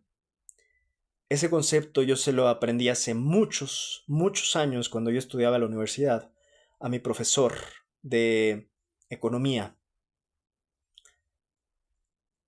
Y curiosamente se lo aprendí cuando estábamos hablando del tema del crimen organizado y de cómo pues el narco funcionaba en México. El punto es que la ley y el orden ni es ley ni es orden, y entonces se empieza a volver más bien un sistema que funciona para todo lo contrario, para hacer negocios, para reproducir la corrupción, para reproducir la ilegalidad y para simplemente, insisto, oprimir al pobre y al débil y privilegiar al rico y al poderoso. Volviendo a la naturaleza, ya cerrando este gran paréntesis, y volviendo a lo que yo explicaba, y perdón, me tuve que extender para que no se malinterpretara lo que estaba diciendo, a veces, insisto, como lo dice Wittgenstein, los límites de tu lenguaje son los límites de tu mundo. Muchas ocasiones yo digo cosas, y como siempre lo explico, yo me hago cargo de lo que digo, no de lo que tú entiendes. Y esto me ocurre muy frecuentemente. Yo digo cosas y la gente se hace unas chaquetas con sus propias ideas, en muchas de las ocasiones muy limitadas, with all due respect, con todo respeto, pero hay gente que piensa con las capacidades que tiene, es entendible, pero no te puedo aceptar que lo que tú piensas es lo que yo intenté decir, lo que tú interpretaste o malinterpretaste es lo que yo dije. Para eso, que entiendo que la comunicación es complicada, para eso existen las preguntas. Nada más que la gente, la gran mayoría de la gente no lo sabe. Entonces, por ejemplo, si ahorita yo les estoy dando esta explicación desde mi punto de vista, la gente al escucharme se está haciendo ideas desde sus limitaciones, tendrán más o menos limitaciones. Todos tenemos, todos las tenemos, las limitaciones. Insisto, unos más, otros menos. Pero lo que quiero decir es que la persona que me esté escuchando, lo primero que tendría que venir antes que una crítica o antes que una mentada de madre, porque insisto, yo no me hago cargo de lo que interpreten o malinterpreten, generalmente tendría que ser para reforzar la calidad de la comunicación entre emisor y receptor. Lo que tendría que venir, y esto se los recomiendo y se los paso sobre todo a mis alumnos como consejo, es una pregunta. Pero la gran mayoría de la gente que no sabe conversar, y si no sabe conversar, pues mucho menos debatir o argumentar, la pregunta ni la considera. O sea, la pregunta es inexistente. ¿Y a qué me refiero? Es A ver, Luis, lo que entendí de lo que acabas de decir es que, y dices lo que hayas entendido. ¿Es cierto eso lo que quieres decir? Y ya yo te diré, sí, es justo lo que quise decir, o no, entendiste todo al revés. Pero ese no es un hábito común de la gente que cree que entiende y no entiende. Y que, insisto, es esta típica gente que padece de un Kruger, que suele ser además la más ignorante.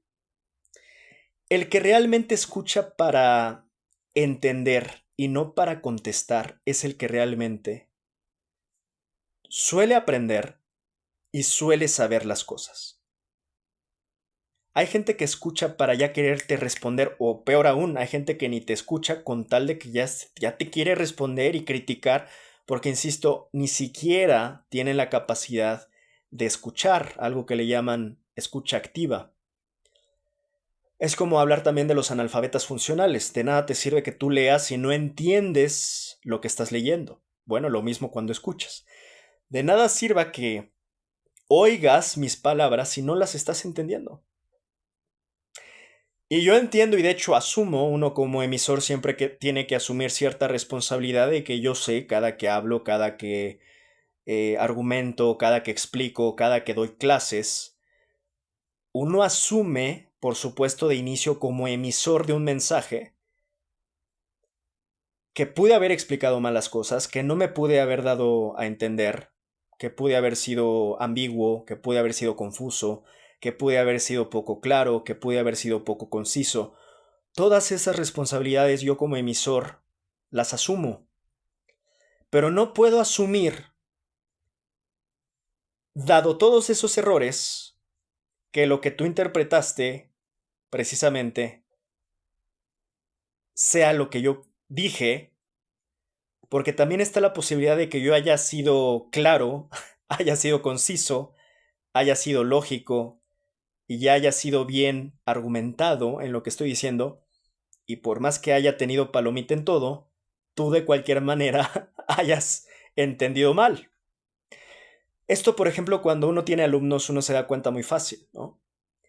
Si tienes 40 alumnos y 30 te entendieron y tienes 5 que andaban distraídos y otros 5 que de plano entendieron lo que quisieron, pues es lógico que el problema en este caso no precisamente fuiste tú como profesor. Yo en mi caso, ¿no? Eh, Algo muy similar también pasa de tú a tú. Pero insisto, todo depende también de la calidad de los argumentadores, de los participantes en una conversación. Y por eso vuelvo a lo de Wittgenstein y volví a abrir otro paréntesis para explicar esto. Los límites de tu lenguaje son los límites de tu mundo. Eso quiere decir que al final, por más que a algunos les ofenda, todos tenemos límites. Todos tenemos límites de aprendizaje, límites de comprensión, límites de lo que tú quieras, límites de análisis. Unos son buenos para analizar, otros no tienen ni idea. Unos son buenos para entender, otros no tienen ni idea. En fin, cada uno, creo que lo principal es que entienda sus propios límites. ¿Dónde están tus límites? Si crees que no los tienes, entonces eres, perdóname, deja que te lo diga, amigo, el más limitado de todos. Porque estás probablemente en el peor punto en el que puedes estar, que es en el del Dunning-Kruger. En el punto de los arrogantes ignorantes, en el punto de la arrogancia de la ignorancia. Lo peor que puedes hacer es creer que tú eres perfecto y que los demás son los equivocados. Y esa es la manera en la que te das cuenta cómo muchos no avanzan, no aprenden, no entienden, se montan en su macho pensando que pues, su verdad es su única verdad y que su única verdad es la verdad más importante porque todos los demás están equivocados. Generalmente el aprendizaje surge de la humildad del error, de la humildad de saber, insisto, que uno está equivocado. Así que yo les podría decir que en realidad, por más que no se entienda, los más inteligentes son los que más han aceptado sus errores. Lo voy a repetir. Los más inteligentes son los que más han aceptado sus errores para entonces poder aprender de ellos. Ahora, por otra parte, de manera inversa, los más idiotas son los que siempre piensan que tienen la razón y que nunca tienen un error. ¿Capichi? Bueno, hasta aquí mi pequeño consejo académico, didáctico. Pero por eso decía lo de Wittgenstein, hablaba al inicio, y vuelvo de donde salieron todos estos paréntesis, cuando dije que la cárcel me parece espiritual. Y vuelvo a recalcar, yo no me hago cargo de lo que tú entiendas, porque tampoco te puedo explicar la vida, mijo. Me hago cargo de mis palabras, no de lo que tú entiendas o malinterpretes. Y di todo este contexto para que se entienda cómo es que el sistema legal, el sistema penitenciario, las cárceles, el derecho mismo, está mal diseñado, pues. Está mal diseñado porque lejos de...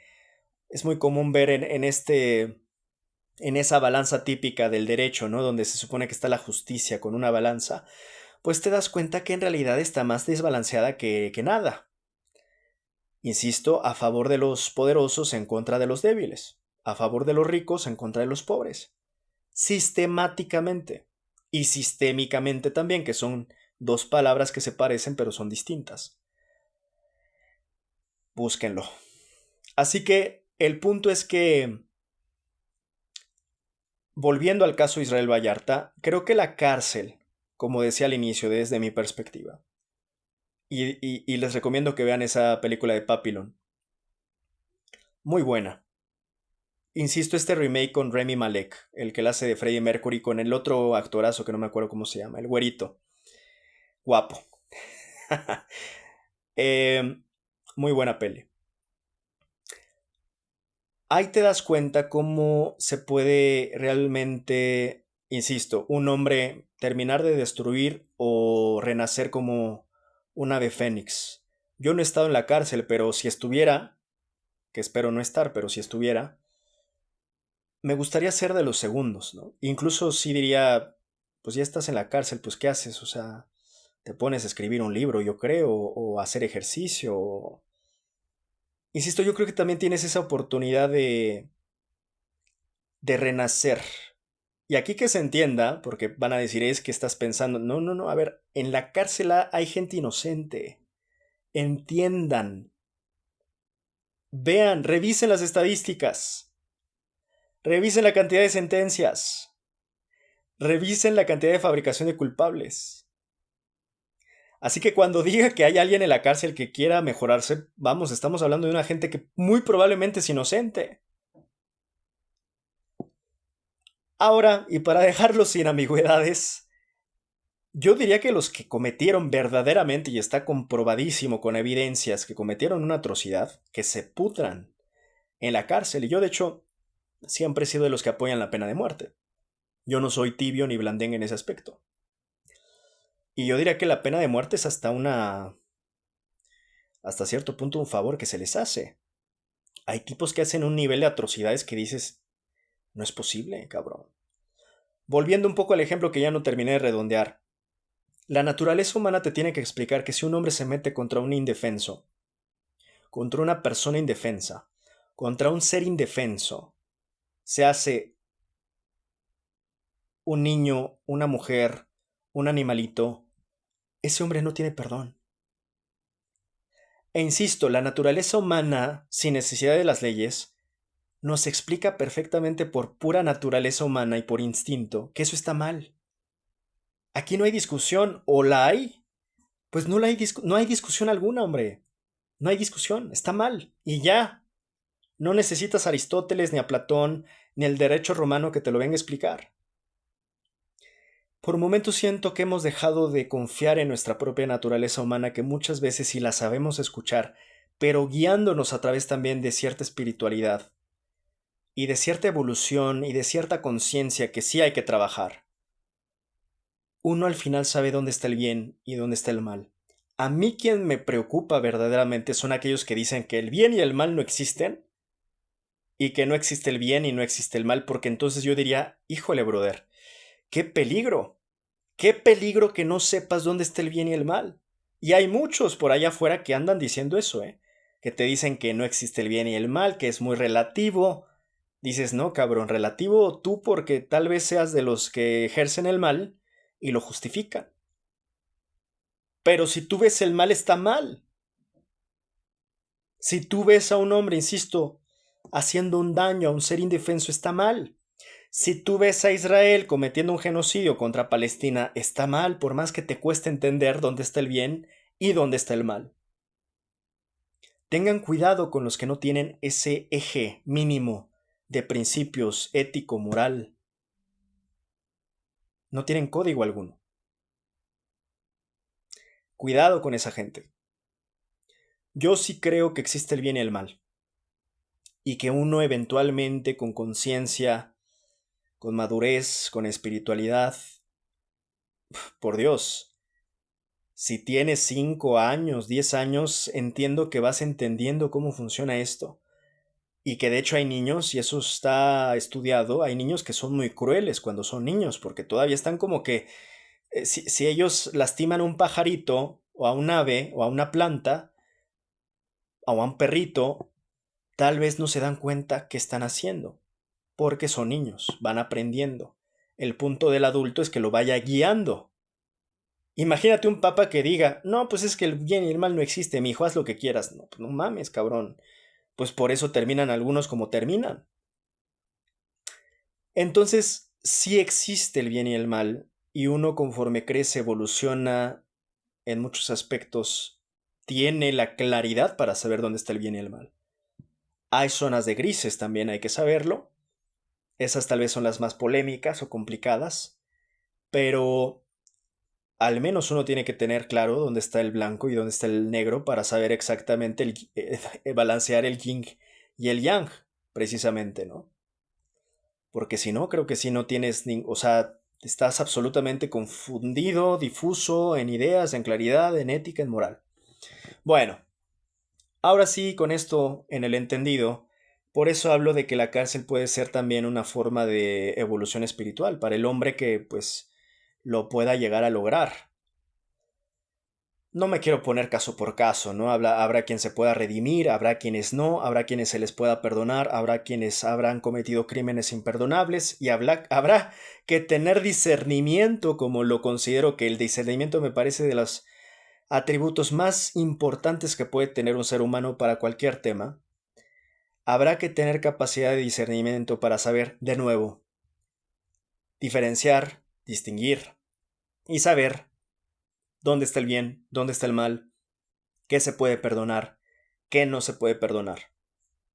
Es así de simple. Pero a muchos se les complica.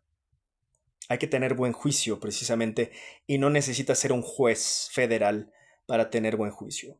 Un humano requiere tener buen juicio. Eso sería una máxima de Marco Aurelio. O sea, al final necesitas un buen juicio hasta para tu propia vida, saber decidir dónde está el bien, dónde está el mal, dónde está lo correcto y lo incorrecto. Por eso insisto, cuidado con quienes no tienen estas líneas, porque insisto, pues yo creo que ahí hay peligro, ¿no? Volviendo a Israel y terminando, lo que lamento de Israel, empiezo con lo que celebro. Celebro su ecuanimidad en el espacio de Ciro Gómez Leiva, su temple, su paciencia. Se ve claramente que Israel estuvo en la cárcel y Ciro no. Ciro le hace falta, yo creo que un paseíto, un curso de verano en la cárcel para que se aclimate, para que se aterrice, para que pues le den un baño de humildad que buena falta le hace, para que la vida lo aterrice un rato, porque se ve que ni su atentado lo aterrizó, al contrario, parece que lo trajo corregido y aumentado. No, no vemos a un Ciro arrepentido, no vemos a un Ciro que pida disculpas, el propio Epigmenio, y con razón se lo decía Ciro Gómez Leiva, esta prensa corrupta debería pedir disculpas. A los mexicanos, yo más de acuerdo con Epigmenio no puedo estar, pero Ciro no es de ese tipo. Ciro es un canalla, es mala calaña. Por eso es que aquí me dio... Es como esto que pasa con el gladiador, te das cuenta cómo el esclavo se volvió más poderoso que el emperador. Darte cuenta cómo Israel Vallarta terminó humillando a un prestigiosísimo, encumbrado pseudoperiodista mercenario como Ciro Gómez Leiva. Se fue a reír de él, con muy poco, porque eso es lo que me parece hasta cierto punto destacable, cierta ecuanimidad, paciencia Israel fue a leer algunas líneas, poner un audio. Yo creo que estuvo muy bien pensado y planificado lo que hizo. Aunque yo sí hubiera aprovechado, pero eso es ya personal. Digo, si ya tienes este cabrón enfrente, sí le vas y le mientas la madre en algún rato, ¿no? En algún momento.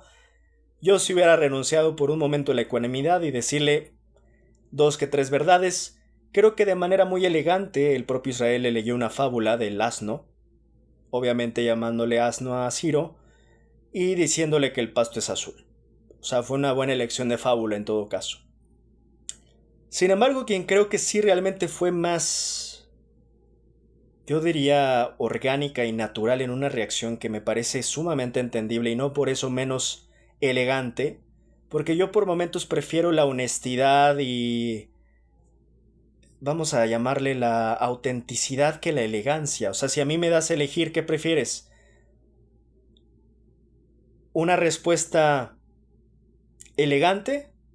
¿Una respuesta con elegancia? ¿O una respuesta con honestidad y autenticidad? Pues me iría por la respuesta honesta y auténtica. Y quien dio creo que esa respuesta fue la pareja de Israel Vallarta. Se sentó, le gritó, le dijo lo que le dijo a Ciro Gómez Leiva, bien merecido se lo tenía. Todavía le dijo a mí déjame hablar, tú no respetas a nadie. O sea, le dijo cosas que yo creo que cualquiera de nosotros como mexicanos le hubiéramos dicho a este tipo. Y si a mí me preguntaran, yo la verdad no sería elegante con Ciro Gómez Leiva, sinceramente, no. Sé que puedo ser elegante con quien merece mi elegancia y mi prudencia y mi bien hablar, mi elocuencia, mi léxico, mi poesía, lo que tú quieras, pero con Ciro Gómez Leiva no. Y por eso me identifiqué un tanto más con la respuesta de la esposa que con la de Israel. Me pareció más honesta, más auténtica y aprovechando verdaderamente un espacio que, bueno, ya si te están, o sea, ya si estás asistiendo a un espacio como ese, pues aprovecha. O sea, yo sí en una de esas hasta una mentada, pero bueno. Por eso es que me gustó más la respuesta de la pareja de Israel Vallarta. Y aquí viene ahora sí mi crítica con Israel. Por momentos no sé si Israel, que insisto, no puedo criticar en absoluto lo que haya pasado, no debió de haber sido absolutamente fácil. Insisto, yo creo que los que salen y salen más o menos así enteros como Israel pasaron por un proceso espiritual que yo creo que nadie sabría describir, ¿no? Debe de ser algo muy duro. Yo creo que nadie puede hablar en los zapatos de Israel. O sea, yo ahí, quiero aclarar, no me estoy poniendo, porque solamente Israel sabe lo que pasó. Lo que quisiera tal vez ver un poco más, ya que está saliendo a la esfera pública, es yo diría un poco de secuencia o claridad, por momentos un poquito de congruencia. No digo que no la tenga Israel, pero por momentos se contradice entre su dicho y su actuar muy rápidamente. Empecé diciendo que Israel decía que no quería venganzas. Meses después, pues ya está yendo al propio programa de Ciro diciendo que se van a ver en un espacio no público. Yo no critico eso. Yo lo que digo es, ¿para qué dices y luego te desdices? Yo creo que tienes suficiente tiempo precisamente en la cárcel para saber qué vas a hacer cuando salgas, como para que te digas y te desdigas tan rápido. Pero no solo es esto, es que en el propio dicho, y lo vi sobre todo en la entrevista más bien ya que le hizo Ricardo Sevilla en su canal de Datos Duros, creo que hasta el propio Ricardo como que en algún momento a la mitad de la entrevista se desespera, y yo también cuando lo estaba viendo, cuando Ricardo decía, a ver, cuando estás hablando de los sexenios anteriores que fueron corruptos y demás, dime con nombres y apellidos cuáles son esos sexenios. Y de repente como que le sale una parte muy tibia, o yo diría ya hasta cierto punto inentendible o confusa a Israel Vallarta, cuando primero se queja pero después ya no quiere hablar. Cuando va a esos foros que son pues virales, de mucho alcance, para terminar como que autocensurándose. O sea, no entiendo entonces cuál es el punto.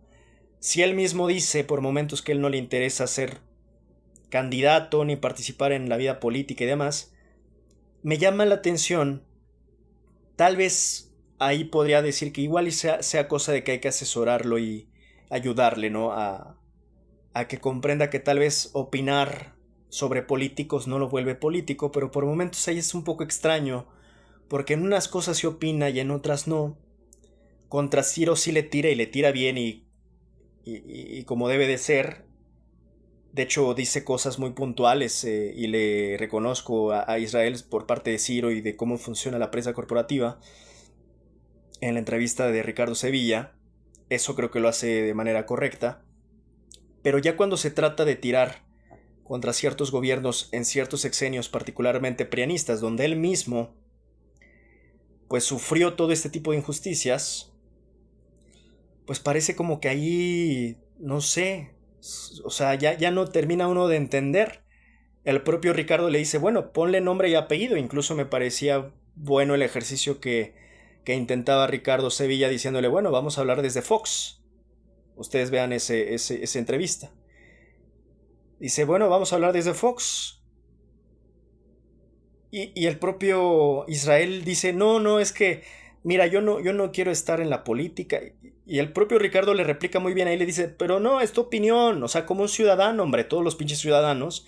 De hecho, es una responsabilidad ciudadana cuestionar a nuestros políticos. O sea, no sé si ahí no tiene muy claro, ¿no? Israel, que el hecho de opinar de un político, pues no lo vuelve político. De hecho, es una opinión ciudadana y que de hecho es parte de nuestra responsabilidad y que de hecho él, como un implicado de uno de los casos más políticos y más corruptos que ha habido, tiene una responsabilidad donde tiene que hacer opiniones sobre sexenios, sobre gobiernos y sobre políticos. Pero por momentos no sé si Israel está muy claro en sus ideas de eso, y eso es lo que me hace cuestionar entonces como para qué sales si no vas a decir nada, si no quieres hablar de nadie, si no quieres hablar de Fox, de Genaro García Luna, de Felipe Calderón, de Loret de Mola, del único que habla pues es de Ciro Gómez Leiva, pero pues Ciro Gómez Leiva no es que esté solo. Hay que entender el aparato que protege a Ciro Gómez Leiva, el aparato que encubre a Ciro Gómez Leiva, el aparato que apoya a Ciro Gómez Leiva y viceversa. Ciro responde a esos intereses, o a esos poderes fácticos, a esos poderes políticos, a esos poderes económicos. No quiero atreverme a juzgar de parte de Israel, que evidentemente y de hecho me parece un gran atributo de su parte que esté estudiando derecho. Eso me parece de hecho muy admirable, ¿no? O sea, está saliendo de la cárcel y se quiere superar. Eso habla bien de él. Tampoco me atrevería a juzgarlo de ninguna manera, solamente creo que es una parte que le convendría a él mismo y que de paso nos convendría a todos como sociedad mexicana, porque lo que él puede hacer es muy valioso, que es básicamente declarar, compartir lo que vivió, su experiencia desde adentro, toda la corruptela y desnudar el sistema con nombres y apellidos como lo intentaba, pues básicamente entrevistar el propio Ricardo Sevilla. De nada nos sirve realmente que venga y nos diga lo que pues también sabemos al final no solo de él, como Israel Vallarta, sino de muchas otras víctimas. Él no podría decir que es una víctima más o cualquiera porque él conecta con figuras del poder político, económico y mediático. Bueno, hasta el tema de Florence Cassé, que de hecho fue de lo más mediático que hubo en este país, es una piedra angular que básicamente tiene que ver hasta con Francia, el gobierno de Sarkozy y posteriores gobiernos franceses que hasta la fecha, insisto, se encubrieron entre todos porque fue un revoltijo político entre México y Francia y bueno, o sea, un despapalle.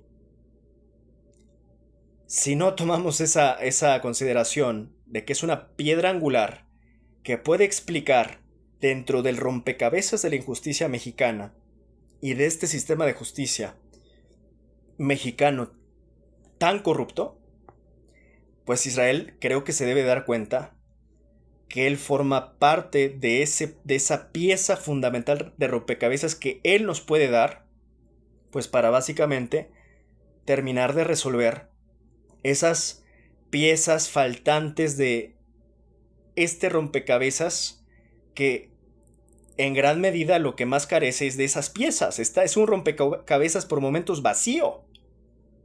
Entonces se agradece cada que llegue una nueva pieza, pero pues tiene que llegar, si la vas a traer, pues tráela y ponla con contundencia y con firmeza.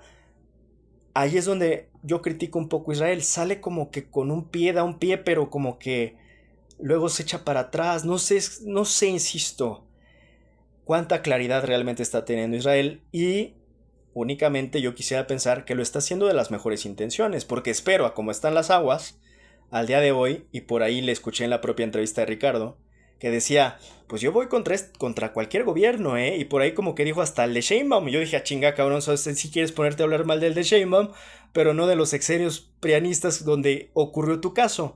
Ahí como que me volvió un poquito raro, ¿no? O sea, digo, pues si vas a hablar de gobiernos, mijo, por donde tienes que empezar primero es por, o sea, donde empezó tu caso, ¿no? No ahorita, hasta él mismo dice, yo sé que ahorita el gobierno pues no estuvo implicado. Bueno, pues si sabes que no está implicado, entonces ¿por qué estás hablando primero de este?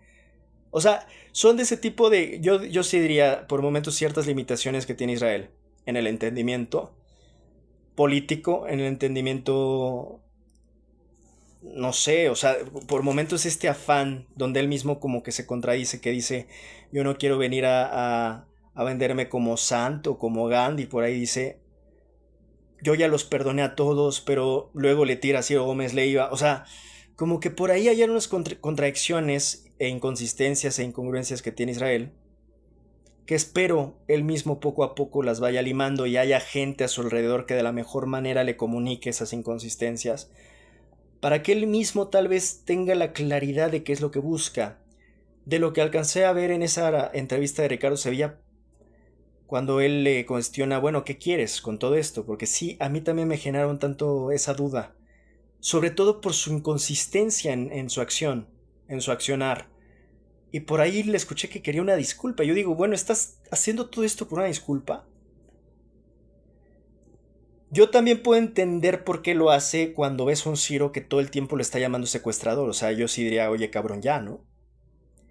En esa parte, en lo de Ciro, creo que es indiscutible lo que está haciendo Israel. Lo que yo sí creo que por ahí agregaría y ayudaría sería, pues bueno, si ya estás hablando de Ciro, Israel, pues insisto, no puedes dejar de hablar de los comparsas políticos de Ciro Gómez Leiva, de los sexenios prianistas de aquellos tiempos. Es que por añadidura no lo puedes separar. Y es lo que ojalá le puedan explicar a Israel de la mejor manera para que lo entienda y que se ayude y nos ayude a los demás. Esclarecer de la mejor manera, insisto, que mejor que de alguien que estuvo adentro del problema, todos los que estuvieron implicados, con nombres y apellidos, porque el propio Israel por momentos parece que, insisto, como que no quiere revelar. Y entonces yo me pregunto, ¿para qué entonces vas a canales como el de Ciro, o ahora el de Ricardo Sevilla, y seguramente estará yendo a otros? Por ahí creo que lo entrevistaron también en Sin embargo.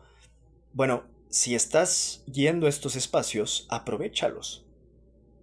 O sea, de alguna manera aprovecha este momento donde hasta para ti mismo puedes hacer algún tipo de justicia, si ya no de tipo de Suprema Corte, pues al menos lo puedes hacer de manera mediática para tratar de limpiar o mejorar tu imagen que pues muchos se dedicaron a ensuciar.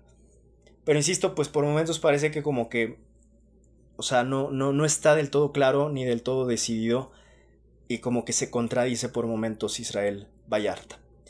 Tampoco yo puedo poner las manos al fuego por Israel, sinceramente, ¿no? En este sentido, tampoco por criticar a Ciro necesariamente quiere decir que yo apoyo a Israel, pero sí puedo entender quién es Ciro, y puedo entender, en este sentido al revés, todo el contexto corrupto que hubo, y de hecho toda la documentación de diversos analistas, periodistas, analistas, investigadores, que, bueno, tienen más que diagnosticado el sexenio corrupto calderonista, por ejemplo, ¿no? Felipe el Oscuro, ¿no? Es de esta Isabel Warnat, me parece la escritora, ¿no? Escritora. Y bueno, próximamente vamos a hablar, insisto, ya para profundizar bien, ¿no? Como en este meollo, y tocaré ese libro porque, bueno, me parece que precisamente Ricardo Rafael, que es pues un periodista que yo sí respeto, a diferencia de Ciro Gómez Leiva, él sí se metió a fondo con el tema, por ejemplo, del caso de la señora Wallace. Él sí hizo periodismo, él sí hizo investigación, él sí recabó fuentes, él sí acudió a entrevistas con las víctimas. Él sí nos puede dar en este libro, precisamente el de Fabricación, que me parece un muy buen libro, un gran libro, por parte de Ricardo Rafael, un insight, una mirada verdaderamente esclarecedora de lo que es el periodo calderonista y la corrupción en ese periodo, y por supuesto a través de esta pues señora impresentable que es o era, se llama o se llamaba Isabel Miranda de Wallace. Bueno, pues ya lo estaremos hablando próximamente con el libro de Fabricación, por fin, que tenemos pendiente hablarlo, este gran libro de Ricardo Rafael. Hasta aquí mi comentario. Y pues bueno, seguimos pendientes. El domingo juega México, querido, y ya nos cambiaron el horario. Yo creo que estuvo bien porque pues ellos estaban acostumbrados a jugar con lluvia y en lodo, básicamente. Así que bueno, creo que no estuvo tan mal que hicieran el cambio de horario para que pues el sol achicharre a los ingleses y nos sirva y nos dé cierta ventaja. Vamos a ver cómo nos va el domingo. Muchas gracias y seguimos en contacto. Buenas noches.